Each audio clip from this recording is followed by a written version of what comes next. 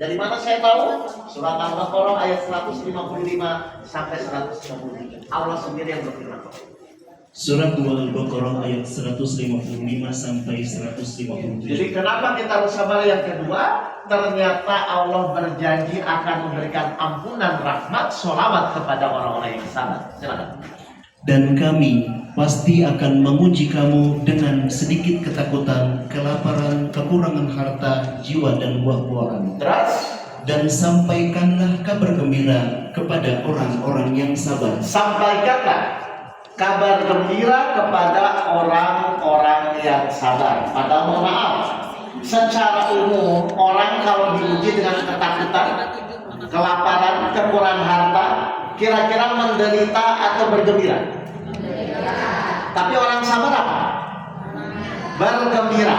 Berarti kalau Bapak Ibu sabar dengan benar, harusnya bahagia atau menderita? Bapak Ibu sudah sabar? Berarti belum bahagia. Kami ya, ya. Jadi Allah akan memberikan kebahagiaan kepada orang yang sabar. Kenapa orang sabar itu bahagia? Lanjut ayat 156. Ayat 156, yaitu orang-orang yang apabila ditimpa musibah mereka berkata inna lillahi wa inna ilaihi raji'un. Jelas ini Bapak Ibu ini? Terus sesungguhnya kami milik Allah dan kepadanya lah kami kembali. perhatikan 157-nya sesuai yang tadi saya sampaikan. Apa reward hadiah dari Allah kepada orang-orang yang sabar? Mereka itulah yang memperoleh ampunan dan rahmat dari Tuhannya. Bahasa Arabnya. Ulaika alaihim salawatun min rabbihim wa rahmah. Mereka mendapatkan apa? Sekali lagi. Ulaika alaihim salawatun min rabbihim. Mereka mendapatkan apa? Sholawat dari Allah. Allah dan malaikat bersolawat kepada Rasul, dan Allah pun bersolawat kepada orang-orang yang sabar. Berarti Bapak Ibu ingin sabar atau ingin tidak sabar?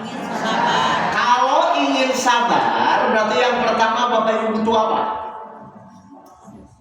Sebentar. Bapak Ibu, kalau saya ingin bisa nyetir mobil, berarti yang pertama butuh apa? Mobilnya. Sepinter apapun Bapak Ibu, sehebat apapun teorinya, kalau nggak ada mobilnya bisa nggak nyetir? Saya ulang, kalau Bapak Ibu ingin sabar butuh apa? Oh, mobil. Wah, pintar ini. Coba balik lagi Ustaz Al-Baqarah 155. Ini loh, kalau ingin sabar ini coba.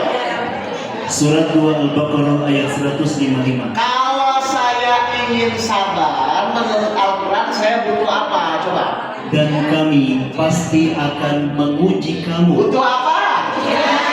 Berarti Bapak Ibu mau diuji? Loh. Atau saya bilang gini, Bapak Ibu sabar ya, nggak ada ujian gitu. Atau Bapak Ibu sabar ya sedang diuji. Berarti kalau Bapak Ibu ingin sabar, berarti Bapak Ibu butuh apa? Ujian. Ujian itu pasangan yang baik atau yang menjengkelkan? Yang namanya ujian itu pasangan yang baik atau yang menjengkelkan? Berarti Bapak Ibu ingin pasangan yang menjengkelkan?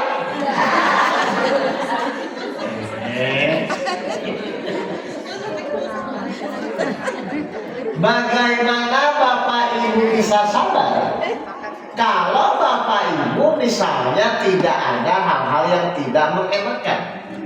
Karena sabar itu pasti identik dengan kejadian-kejadian yang tidak enak. Contoh, dimarahin suami, masalah atau sarana sabar? Berarti Ibu sakit hati atau sabar?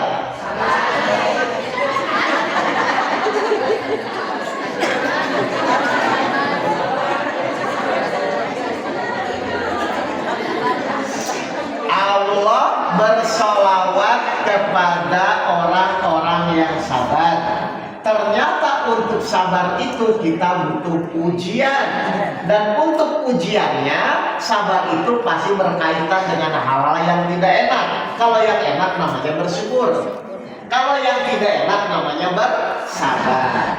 Enggak punya uang, enak atau tidak enak? Berarti itu menjadi masalah atau sarana sabar? Berarti ketika ibu tidak punya uang, sabar atau pusing?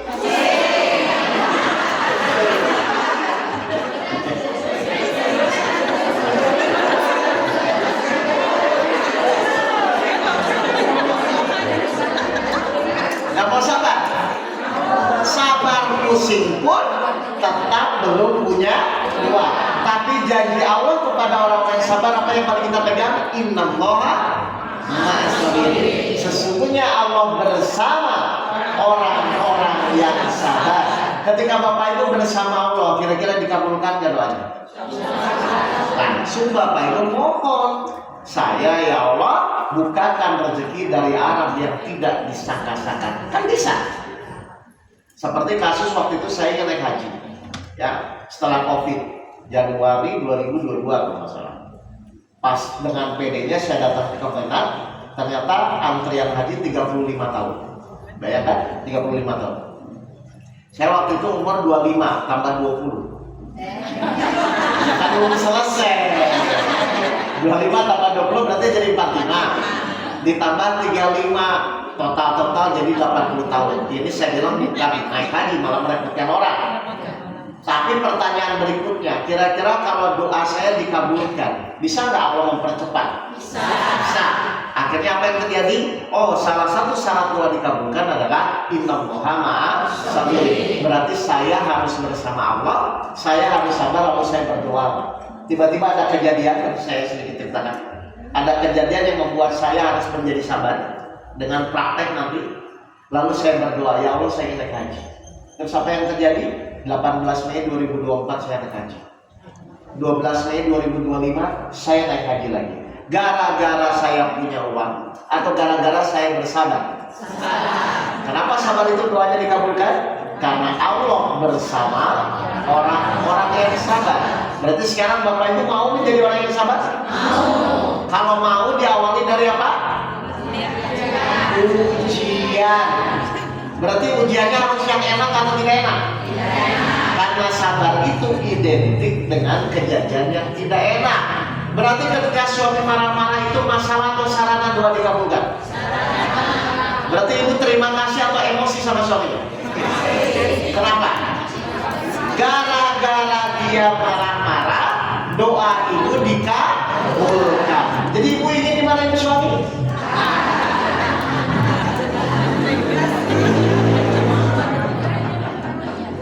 Jelas ya? Jadi intinya apapun yang kita lakukan, sikap seperti apapun yang dilakukan, pertanyaannya cuma satu: mengikuti apa yang Allah dan Rasulnya perintahkan atau mengikuti hawa nafsu kita dengan keinginan kita sendiri. Karena manusia itu diberikan pilihan. Mau sabar boleh, berarti mencontoh Rasul. Mau marah-marah sakit hati pun boleh, tapi mengikuti siapa? Setan. Khawatir, emosi, marah, itu mengikuti siapa? Kalau sabar bersama siapa? Kalau emosi bersama siapa? Bapak Ibu lebih banyak bersama siapa?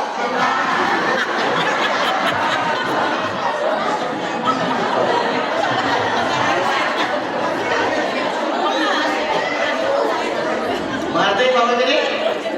Ya. Cuman pertanyaannya tadi dari awal, banyak orang ingin sabar tapi dia kesulitan. Berarti sabar itu tadi saya ulang, sulit atau belum tahu caranya? Cuma satu, karena Al-Quran bilang begitu Pak. Orang sulit itu, sabar itu sulit bukan karena sulit, tapi mungkin selama ini Bapak Ibu tidak pernah diajarkan caranya. 18 ayat 68. Ini kata Allah. Bismillahirrahmanirrahim. Surat 18 Al-Kahfi ayat 68. Apa kata Allah? Dan bagaimana engkau akan dapat bersabar atas sesuatu sedang engkau belum mempunyai pengetahuan yang cukup tentang hal itu. Jelasnya Bapak Ibu ya? Jadi Al-Quran menyatakan bagaimana engkau bisa sabar sedangkan engkau belum tahu ilmunya, sedangkan engkau belum tahu caranya. Padahal maaf, kalau Bapak Ibu tahu caranya terus berlatih menjadi terbiasa, Harusnya jadi mudah atau jadi sulit? Contoh sederhana, saya ingin istiqomah sholat tahajud. Kira-kira seminggu 2 minggu berat atau ringan? Setelah 3 bulan? Kenapa ringan? Karena terbiasa. Sama sifat sabar, sifat ikhlas itu tuh langsung bisa atau melalui proses latihan. Mau saya ajarkan bagaimana cara latihannya? Oke, kalau mau kita akan mulai. Caranya menjadi sabar itu bagaimana? Karena rewardnya luar biasa kan? Apa rewardnya? Satu, bersama Allah. Yang kedua, mencontoh Rasul. Dan yang ketiga, mendapatkan sholawat dari Allah. Kalau memang seperti itu, ibu mau latihan? Nah, berarti latihannya dengan pasangan yang baik atau menjegalkan?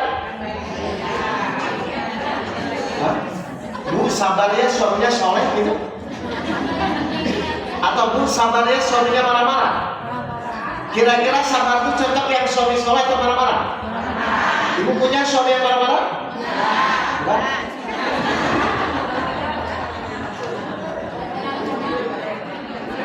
Baik, kalau begitu kita akan mulai bagaimana cara berlatih agar kita semakin lama semakin sabar di dalam menjalani kehidupan. Karena sabar ini gak ada pilihan, Pak. Coba saya tanya, bisa atau tidak Bapak Ibu semua yang ada di sini menentukan kapan waktu kita selesai? Saya ulang, Bapak Ibu misalnya diuji oleh Allah, bisa atau tidak Bapak Ibu bisa misalnya sebulan diuji sakit, insya Allah 2 hari sembuh, bisa nggak begitu? Nggak ada yang tahu, Pak. Bapak Ibu diuji masalah, diuji hutang, diuji sakit, diuji apapun, tidak ada yang bisa menentukan dengan tepat kapan ujian itu terselesaikan. Betul atau tidak? Berarti suka tidak suka, terima tidak terima, Bapak Ibu harus apa? Nah itu tahu. Karena kita sabar kan?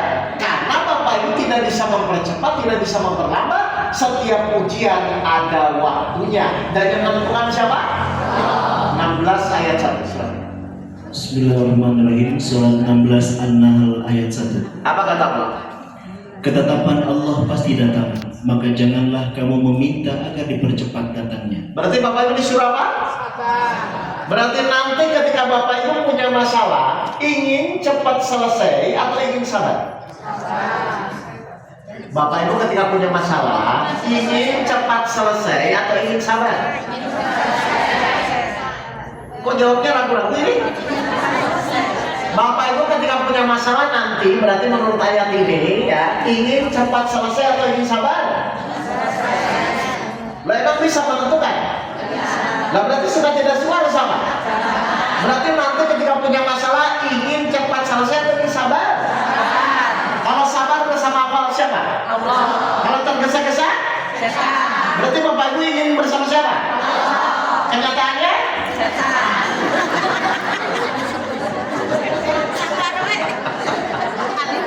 Bukan tidak boleh ini cepat selesai, bukan. Artinya ternyata Bapak Ibu harus menyadari bahwa setiap ujian hidup itu ada waktunya. Suka tidak suka, terima tidak terima, semua orang harus menjalani. Tapi ketika menjalani ujian itu, kalau Bapak Ibu bersabar, insya Allah Bapak Ibu akan dibimbing oleh Allah. Gitu loh Bapak Ibu maksudnya. Paham ini? Baik, kalau sudah paham, bagaimana caranya ketika kita diuji oleh Allah, kita tetap bisa sabar bersama Allah. Dan munculnya bukan penderitaan, bukan kesempitan, tapi kebahagiaan di dalam menjalani ujian. Kenapa? Karena Allah berjanji bersama orang-orang yang sabar. Ya, jadi sabar itu bukan memendam, bukan menahan, bukan memendam, tapi sabar itu adalah kesadaran menjalani setiap ujian yang benar-benar Bapak Ibu yakini bahwa janji Allah akan terjadi. Contoh, sebesar apapun masalah Bapak Ibu, kalau Bapak Ibu sudah sabar, jadi masalah? Sebesar apapun masalah, kalau Bapak Ibu sudah menjadi orang yang sabar, jadi masalah? Berarti yang jadi masalah itu masalahnya atau karena nggak sabar? Berarti salah siapa? Paham ini? Paham ya? Contoh Pak, istri cerewet itu secara umum masalah nggak? Istri cerewet nggak? Masalah. Tapi kalau bapak sabar masalah nggak? Berarti yang jadi masalah istri cerewetnya atau bapak nggak sabar? Berarti salah siapa?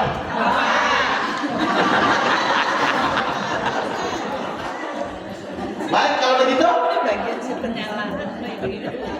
kita akan mulai bagaimana agar kita bisa sabar sesuai dengan apa yang Allah inginkan dan yang Rasul contohkan. Karena kalau Bapak Ibu lihat dari riwayat misalnya di Sirah itu luar biasa ya kesabaran Rasul seperti apa ya. Baik, di mana langkah awal apa yang harus kita lakukan agar kita benar-benar bisa bersabar sesuai dengan apa yang dicontohkan. 64 ayat 11. Silakan. Bismillahirrahmanirrahim. Surat 64 At-Taghabun ayat 11. Nanti Bapak Ibu praktekkan saja, insya Allah akan mudah. Tidak ada suatu musibah yang menimpa seseorang kecuali dengan izin Allah. Illa biiznillah. Coba sekali lagi Ustaz pelan-pelan. Tidak ada suatu musibah yang menimpa seseorang kecuali dengan izin Allah. Tidak ada suatu musibah, kejadian apapun yang menimpa seseorang diri kita kecuali dengan izin Allah. Ini maksudnya apa Bapak Ibu? Bapak Ibu tadi bangun tidur subuh sampai nanti tidur lagi, betul atau tidak akan selalu menghadapi kejadian? Ya. Betul? Misalnya Bapak Ibu tadi pagi mau pergi ke pasar, tiba-tiba ban motor kempes, bisa ditolak? Ya. Kempes dulu atau izin Allah dulu? Tidak ada suatu kejadian yang menimpa seseorang kecuali atas izin Allah. Berarti kejadiannya dulu atau izin Allah dulu? Izin Allah dulu. Kalau Allah mengizinkan, terjadi. Kalau tidak mengizinkan, berarti nanti kalau ada kejadian apapun, yang Bapak Ibu lihat kejadiannya atau izinnya? Sholat. Berarti nanti apapun kejadian yang menimpa diri kita, yang Bapak Ibu lihat itu kejadiannya atau izinnya? Hah? Kejadian dulu atau izin dulu? Kalau izin lebih dulu, berarti nanti Bapak Ibu lihat kejadiannya atau lihat izinnya dulu? Lihat kejadiannya. Sebentar, gini. Misalnya ini rumah Ustadz ya, rumah Ustadz nih, atau rumah ibu. Kalau saya ingin masuk, izin dulu baru masuk, atau masuk dulu baru izin? Kalau nggak diizinkan? Kalau diizinkan, berarti fokus kita di izin atau masuk? Setiap kejadian yang menimpa diri kita bisa nggak terjadi tanpa izin Allah? Berarti fokus kita di izin atau di kejadian? Saya tanya, izin Allah itu benar atau salah? Benar. Sempurna atau tidak? Sempurna. Kalau benar, kalau sempurna, berarti yang wajar diterima atau emosi? Terima ngomongnya apa? Alhamdulillah. Berarti ketika ibu dimarah-marahin suami, ibu ngomong apa? Alhamdulillah.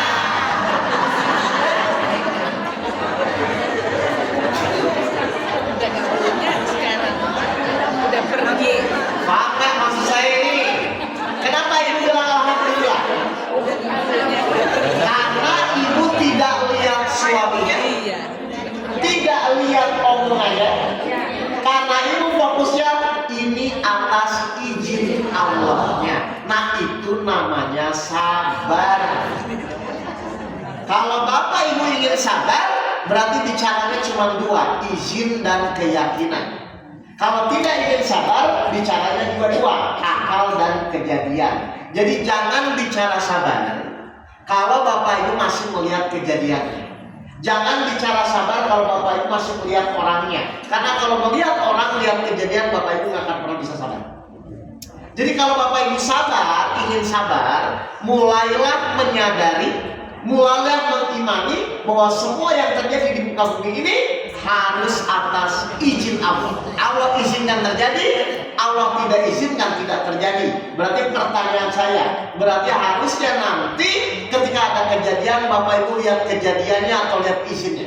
Izin. Selama ini Kejadiannya terus izinnya kemana? Allah. Ikhlas. Ngerti Bapak Ibu ini? Jadi silakan Bapak Ibu menghadapi kejadian karena kejadian tidak bisa ditolak. Tapi Allah akan melihat mana yang melihat izin, mana yang melihat kejadian. Kalau melihat izin yang wajar diterima atau emosi? Diterima. Terima ngomongnya apa? Baik, suami poligami ngomongnya apa?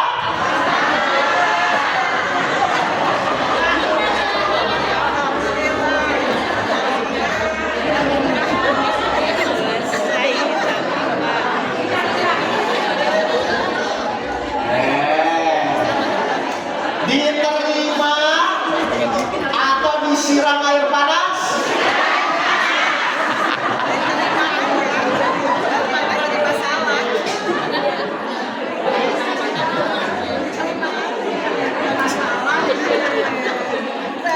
Nah, ini saya mau cerita. Kenapa waktu itu doa saya dikabulkan? Waktu saya ingin nagih itu Pak. Jadi ada orang ceritanya tiba-tiba maki-maki saya. Saya nggak kenal, saya nggak tahu. Tapi karena saya tahu bahwa ini terjadi atas izin Allah, karena saya udah tahu ya, saya emosi kepancing omongannya, atau saya terima karena izin Allah. Saya terima, saya bilang ya Allah, karena Engkau yang mengizinkan saya terima. Lalu di situ ayatnya baru muncul innallaha ma'as sabirin. Saat itu langsung saya berdoa. Jadi ingat ya Bapak Ibu ya, kalau ingin berdoa, ingin dikabulkan, Bapak Ibu harus mau menerima dulu, bukan karena takut suami, bukan karena takut istri, tapi karena menghormati siapa yang mengizinkan kejadian. Akhirnya saya berdoa, saya minta naik haji. Jamaah saya ketika divonis kanker paru-paru stadium 4 bulan lagi meninggal.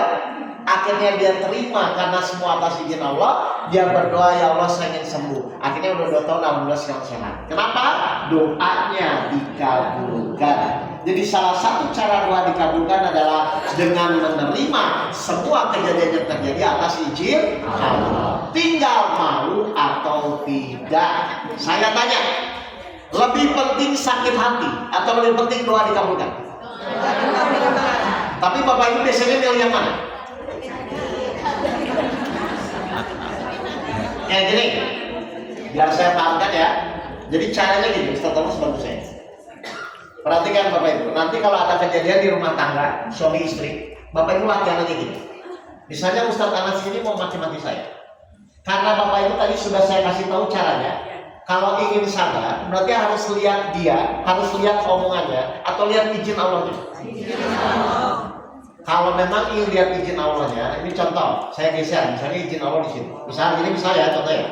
Berarti pas dia maki-maki saya, pikiran saya apa? Pikiran saya fokus kepada omongannya atau fokus digeser ke izin Allah? Geser, ya Allah, karena Engkau yang mengizinkan. Ini maksudnya. Maka saya terima. Pengaruh nggak dia maki-maki saya? Kenapa? Karena pikiran saya sudah bergeser kepada izin. Nah, yang selama ini Bapak Ibu emosi, dimaki-maki itu lihat orangnya atau lihat izin? Dari kapan Bapak Ibu gitu? Sampai kapan? Nah, makanya gimana doa mau dikabulkan? Tapi nanti pasti maki-maki jangan begini ya, jangan ya. Tetap berhadapan. Tapi Ibu bilang, ya Allah saya terima. Allah cuma butuh itu. Saya terima. Hatinya biasanya tenang, langsung berdoa minta apa? Ngerti gak Bapak? Berarti ini langsung bisa atau perlu latihan? Berarti perlu nggak lawan untuk latihan? Ada lawan di rumah? Nah, silakan. Dan silakan buktikan betul atau tidak doa akan dikabulkan. Lanjut ayatnya, buka dulu. Perhatikan. Ketika Bapak Ibu bisa menerima izin Allah, maka selain doa dikabulkan, apa yang Allah janjikan? Perhatikan. Surat 64 At-Taghabun ayat 11. Apa kata Allah?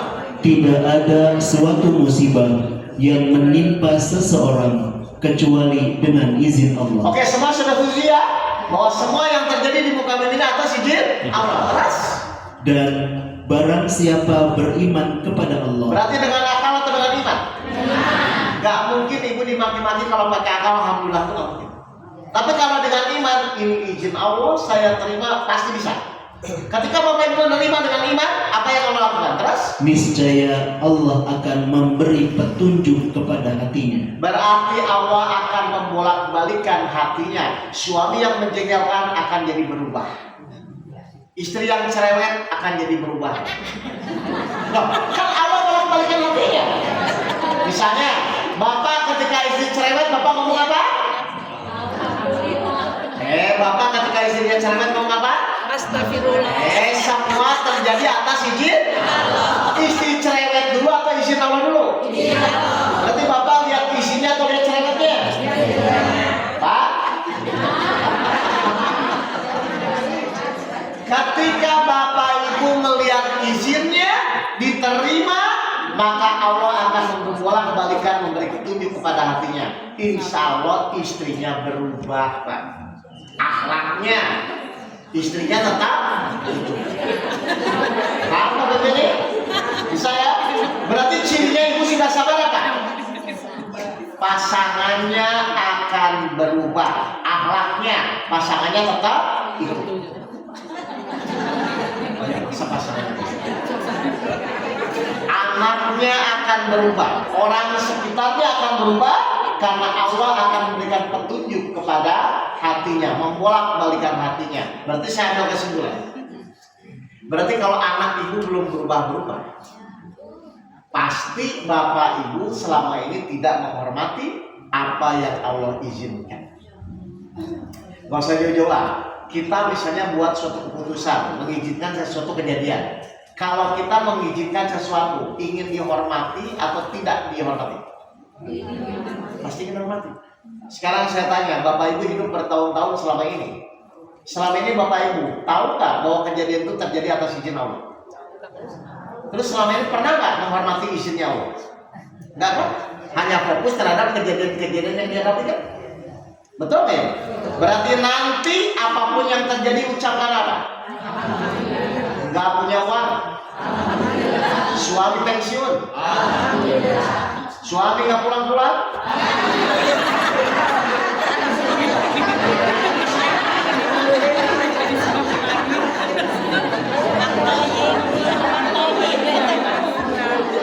bisa kamu bisa ya.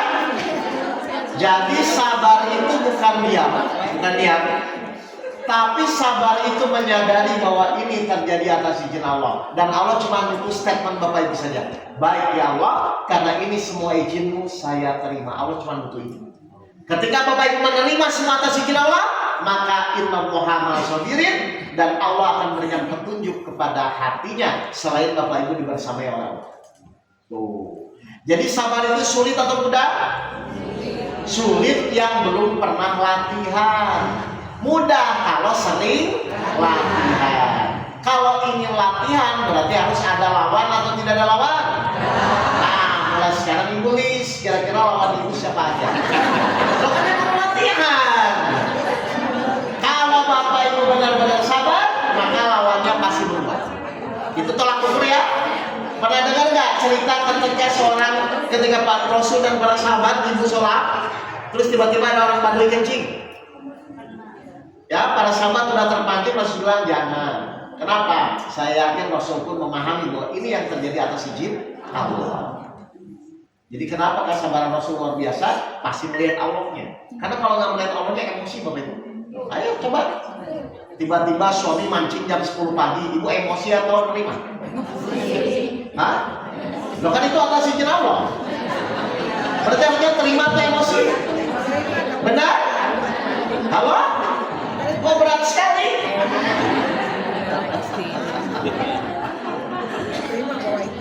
Saya ngerti ini tidak mudah. Tapi kalau rewardnya mendapatkan sholawat, rewardnya mendapatkan pertolongan Allah, rewardnya doa dikabulkan. Harusnya Bapak Ibu mau jalani atau tidak? Kapan mau menjalani? Oke, sekarang ya, dari kajian ini praktek pulang ke rumah anak Masyaih TV. Maka ngomong apa?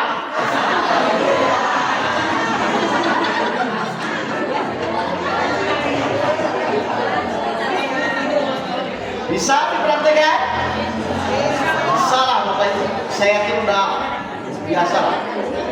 Mohon maaf ya. Coba saya tanya. Bapak Ibu tuh punya masalah dari dulu atau sekarang ini? Berarti udah pengalaman atau enggak? Masa gagal terus?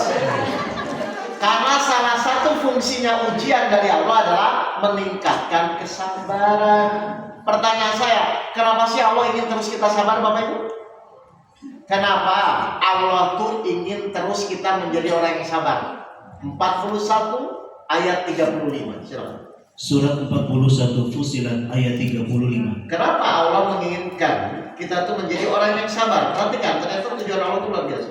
Dan sifat-sifat yang baik itu tidak akan dianugerahkan kecuali kepada orang-orang yang sabar. Kenapa Bapak Ibu? Sekali lagi saudara. Dan sifat-sifat yang baik itu tidak akan dianugerahkan kecuali kepada orang-orang yang sabar. Jadi orang dikatakan baik karena apa? Karena kesabaran. Dan salah satu syarat masuk surga, sifatnya baik atau harus tidak baik? Berarti sabar itu syaratnya untuk masuk surga. Syarat. Surat 3 ayat 142. Surat 3 Al-Imran ayat 142. Apa kata Allah? Ternyata sabar itu adalah salah satu syarat masuk surga. Apakah kamu mengira bahwa kamu akan masuk surga, padahal belum nyata bagi Allah orang-orang yang berjihad di antara kamu, dan belum nyata orang-orang yang sabar. Jelas ini Bapak Ibu ini? Jadi silakan Bapak Ibu diuji oleh Allah, silakan setiap hari mendapatkan kejadian dari Allah, tapi ternyata salah satu keinginan Allah kepada semua manusia adalah munculnya sifat sabar. Dan sabar itu akan sulit kalau memang tidak dilatih. Sabar itu akan sulit kalau tidak mengerti caranya. Tadi saya sudah ajarkan caranya. Berarti tinggal apa? Latihan. Latihannya dengan apa? Kejadian-kejadian yang menimpa Bapak Ibu setiap hari. Bisa dianggap sebagai sarana sabar, bisa dianggap sebagai masalah. Diomongin tetangga, masalah atau sarana sabar? Berarti Ibu sabar atau sakit hati? Kenyataannya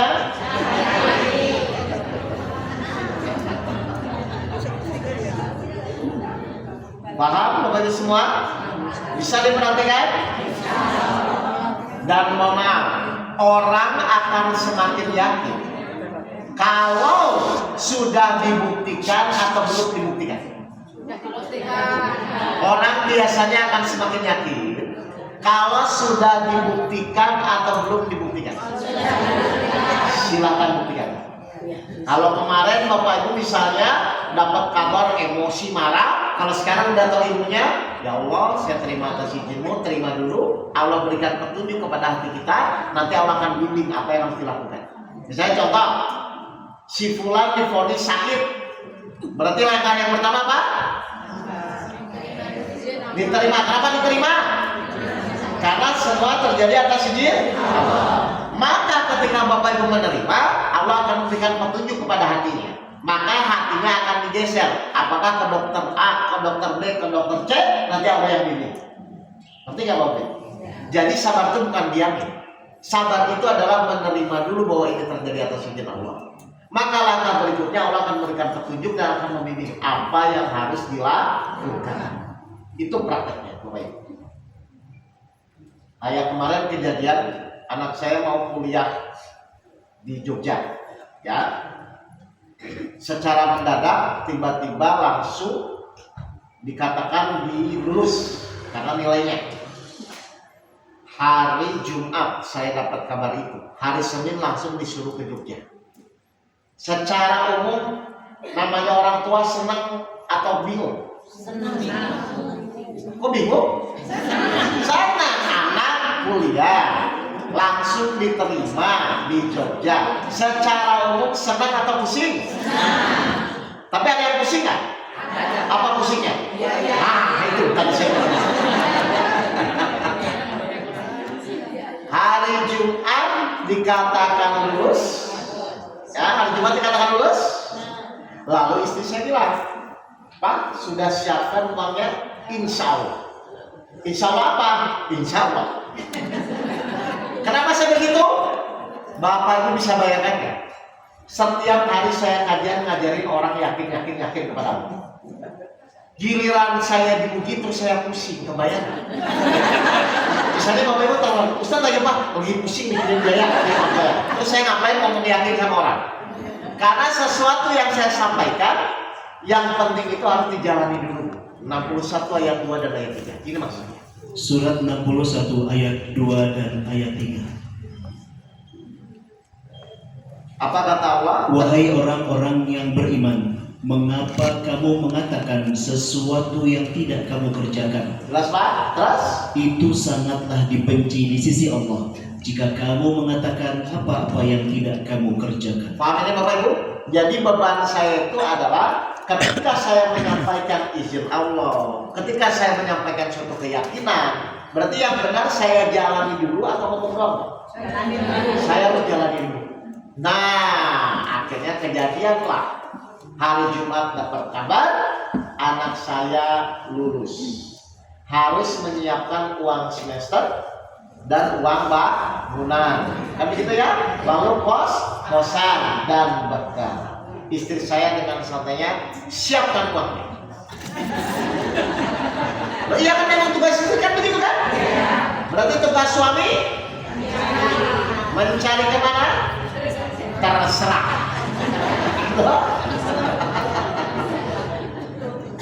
Nah, cuman karena saya sering menyampaikan Quran dan dalam ayat Al-Quran itu ada satu ayat yang saya pegang Bapak Ibu. Ayatnya apa? 65 ayat 3. Ini. Surat 65 At-Talaq ayat 3. Ini yang saya pegang dan itu saya buktikan langsung. Dan dia memberinya rezeki dari arah yang tidak disangka-sangkanya. Siapa yang janji ini Bapak Ibu? Sekali lagi Ustaz, pelan-pelan biar Bapak Ibu sadar ini. Dan dia memberinya rezeki dari arah yang tidak disangka-sangkanya. Berarti rezeki itu diyakini atau difikirkan? Diyakini. Ibu kalau nggak punya uang, yakin atau musik? Yakin musik? Coba. Dia memberikan rezeki dari arah yang tidak disangka-sangka. Kepikiran atau tidak kepikiran? Enggak, arah tidak disangka-sangka itu kepikiran atau tidak? Enggak, tidak kepikiran Pak. Makanya rezeki itu konsepnya diyakini, bukan dipikirkan. Silakan ikhtiar tapi dengan keyakinan. Gitu loh Bapak Ibu. Nah, istri saya bilang, uangnya sudah siap kan? Nah, kira-kira waktu dia bilang itu saya yakin atau pusing? Pusing. Ini ayat ini. Saya bilang insya Allah pasti Allah mencukupkan. Kenapa saya yakin gitu? Karena Allah sudah izinkan. Ingat saya ulang. Ketika Allah sudah mengizinkan sesuatu, pasti Allah siapkan syaratnya. Saya ulang. Ketika Allah sudah mengizinkan sesuatu, pasti Bapak Ibu Allah siapkan syaratnya. Contoh, ketika Bapak Ibu mengizinkan anaknya untuk sekolah, kira-kira sudah disiapkan nggak uang jajan? Sudah. Manusia saja, ketika mengizinkan sesuatu, pasti dipersiapkan. Misalnya Bapak Ibu kerja di suatu perusahaan, terus perusahaan Bapak Ibu nyuruh ke Surabaya. Kira-kira tiketnya, hotelnya, uang sakunya dari perusahaan atau dari ibu? Berapa? Dia yang nyuruh, dia yang mengizinkan. Paham ini Bapak Ibu? Jadi saya pegang cuma ini. Pas hari Jumat itu saya bilang, saya yakin ini Allah sudah izinkan dan pasti rezekinya pasti ada. Dari mana? Dari arah yang tidak disangka-sangka. Siapa yang janji? Allah. Kalau Allah sudah berjanji, pasti ditepati atau tidak? Pasti. Berarti Bapak Ibu yakin? Yakin. Janji Allah? Yakin. Janji suami?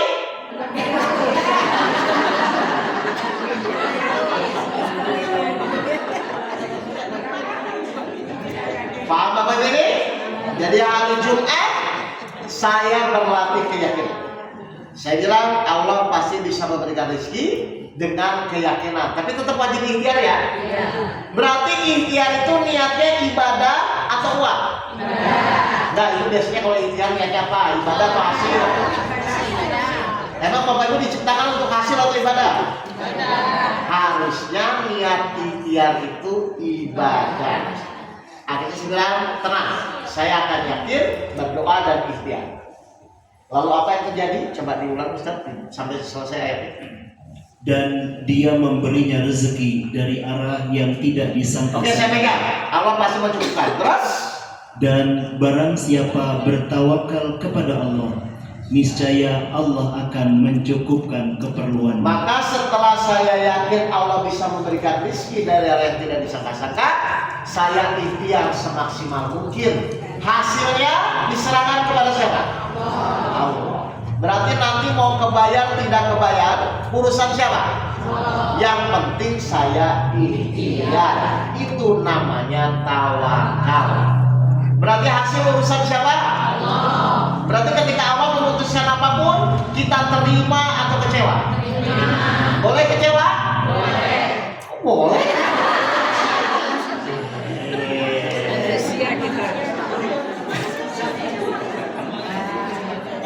Tugas kita ikhtiar, tugas Allah memutuskan apapun yang kita ikhtiarkan. Mau tercukupi mau tidak terserah Allah.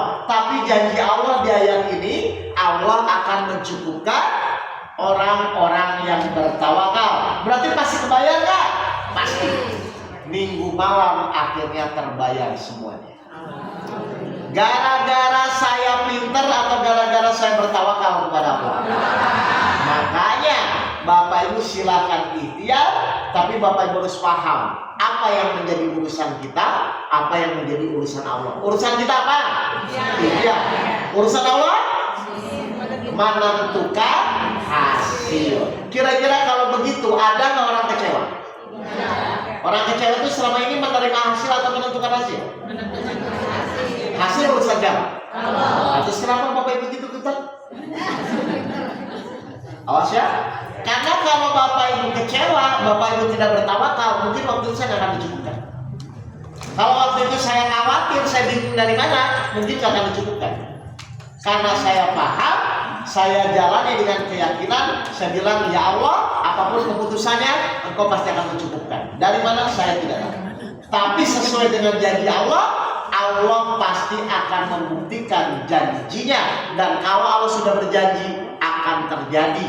Cuman ada komanya, sesuai dengan praduga prasangka hambanya. 51 ayat 23. Surat 51 Ad-Dariyat ayat 23. Awas hati-hati Bapak Ibu. Janji Allah akan terjadi sesuai dengan apa yang kita ucapkan, apa yang kita prasangkakan kepada Allah. 51 ayat 23. Maka demi Tuhan langit dan bumi, sungguh apa yang dijanjikan itu pasti terjadi. Berarti akan terjadi nggak?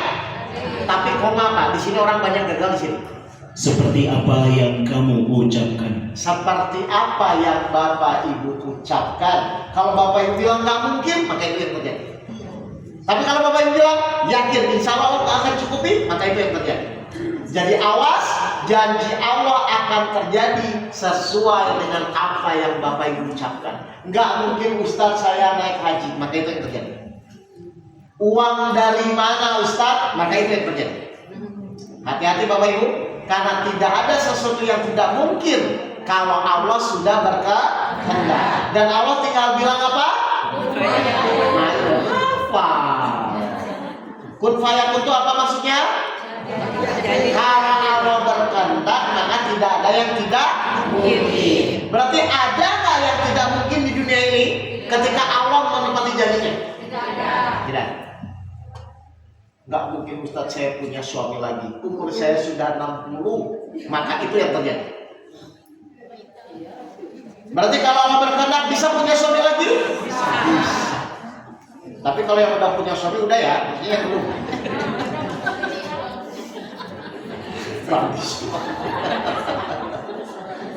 Paham ini Bapak Ibu semua? Ya, jadi apa kesimpulannya? Hari Jumat saya dapat kabar untuk mencukupi itu, lalu saya ikhtiar dengan keyakinan, saya berserah kepada Allah. Tiba-tiba hari Minggu selesailah semua masalah. Dan itu langsung selesai. Kenapa? Allah kalau bantu nggak nanggung, langsung selesai, nggak usah dicicil. Tapi yang penting syaratnya memenuhi. Jelas nih Bapak Ibu nih? Jadi saya ulang lagi ya, kalau nanti ada kejadian yang tidak enak, kalau ada kejadian yang membuat Bapak Ibu nanti berlatih sabar, ingat terima, karena setan nggak akan terima kalau Bapak Ibu ikhlas, kalau Bapak Ibu sabar. Terima, kalau hati Bapak Ibu tenang, langsung berdoa.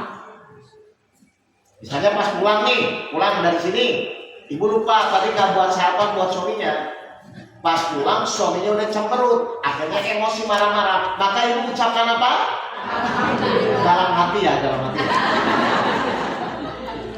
Dalam hati, awas. Suami marah-marah, Ibu alhamdulillah nantang bener ya. Dalam hati ya, alhamdulillah diterima atas izin Allah. Langsung nanti Ibu berdoa. Dan kita buktikan. Dan doanya silahkan. Mungkin selama ini ada hajat-hajat yang tidak terkabulkan, Ibu praktekkan. Cuma masalahnya harus ada kejadian dulu. Itu loh Bapak Ibu. Paham ya? Mengerti ya Bapak Ibu ya? Nah, jadi salah satu akhlak Rasul yang sampai harusnya Bapak Ibu jalanin, harusnya ditingkatkan adalah kesabaran.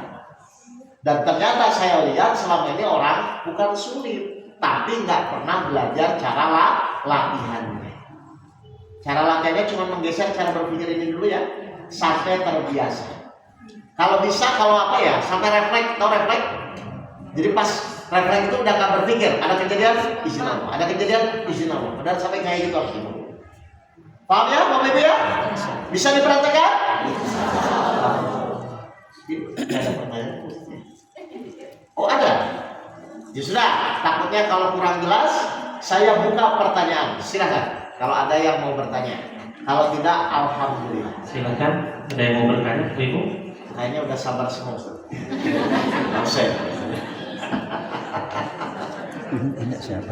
Jelas Bapak Ibu semua? Alhamdulillah kalau jelas. Berarti terakhir sekarang mulai dicatat Pak. Dicatat Bapak Ibu, lawannya siapanya. Satu, siapa? Yang mau buat latihan sabar siapa? Tulis suami. Ya, Bapak berarti Bapak tulis siapa? Bisa digeser gitu. Bapak tulis istri, nomor satu ya Pak ya. Nomor dua, istri. Nomor tiga, istri. Istri Bapak ada berapa? Saya, benar ini serius. Saya tulis Pak. Awan yang pertama istri. Yang iya kayak syariat, anak. Kalau yang udah punya menantu, mertua itu tulis Pak, biar ingat gitu loh. Nah, pas bangun subuh, Bapak Ibu lihat kan, wah ini saya mau latihan, ya kan mau latihan. Akhirnya jam 7 pagi suami marah-marah. Berarti Ibu ngomong apa? Ya. Perhatikan 2 hari, 3 hari, 4 hari ada perubahan. Harusnya ada.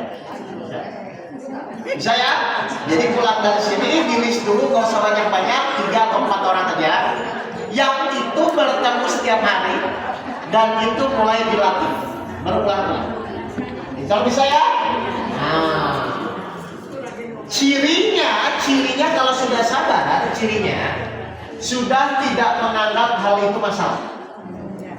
Jadi suami marah-marah tuh, ya Allah ini izinmu saya terima, berdoa minta naik haji gitu loh. Terus marah-marah lagi suaminya, ya Allah atas izinmu berdoa minta apa, gitu loh maksudnya. Bisa ya? Silakan dipraktekkan. Berarti sekarang Ibu nunggu siapa? Nunggu suami apa?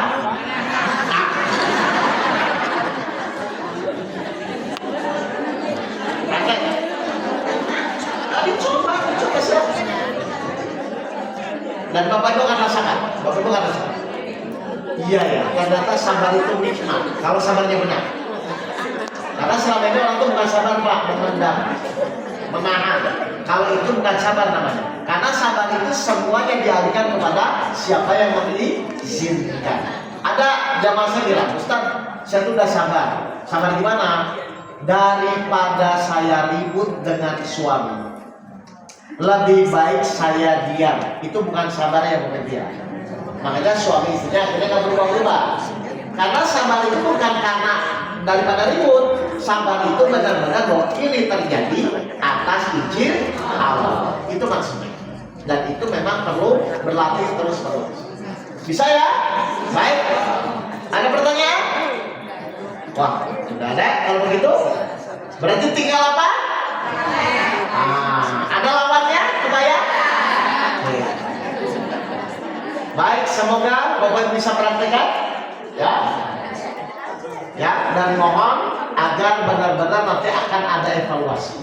Kalau nanti kapan-kapan saya awal lagi, nanti kita masuk lagi ke dulu yang lain. Tapi intinya ngaji itu harus ada tolak ukurnya. Apa tolak ukurnya?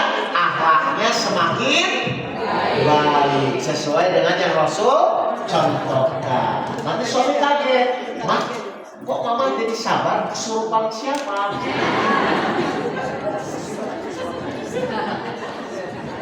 Tidak ada pertanyaan? Baik, terima kasih kita. Saya kembalikan ke MC. Lalu topik paling daya. Assalamualaikum warahmatullahi wabarakatuh.